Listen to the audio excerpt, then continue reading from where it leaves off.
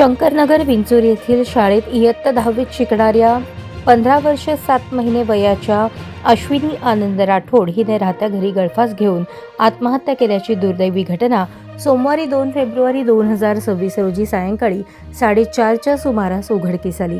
याबाबत तिचे वडील आनंद गंगाराम राठोड वय 48 व्यवसाय मजुरी राहणार शंकरनगर विंचूर यांनी मंद्रुप पोलीस ठाण्यात खबरी जबाब दिला आहे। दिलेल्या माहितीनुसार अश्विनी ही सकाळी नेहमीप्रमाणे शाळेत गेली होती। दुपारी 4:30च्या सुमारास ती आणि तिची धाकटी बहीण शुभांगी शाळेतून घरी परतल्या। त्यानंतर अश्विनी हिने शुभांगीला मैत्रिणीकडे वस्तू देण्यासाठी पाठवले।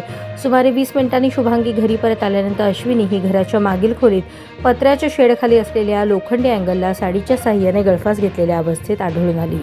ही बाब तात्काळ कुटुंबियांना कळवण्यात आली। कुटुंबियांनी तिला खाजगी वाहनातून ग्रामीण रुग्णालय मंद्रुप येथे दाखल केले असता डॉक्टरांनी तपासून उपचारापूर्वीच मृत्यू झाल्याचे घोषित केले। या घटनेबाबत कोणावरही संशय अथवा तक्रार नसल्याचे वडील आनंद राठोड यांनी जबाबात नमूद केले आहे। मंद्रुप पोलीस ठाण्यात सदर घटनेची अनैसर्गिक मृत्यूची नोंद करण्यात आली असून पुढील तपास पोलीस हवालदार मुलाणी यांच्या मार्गदर्शनाखाली सुरू आहे।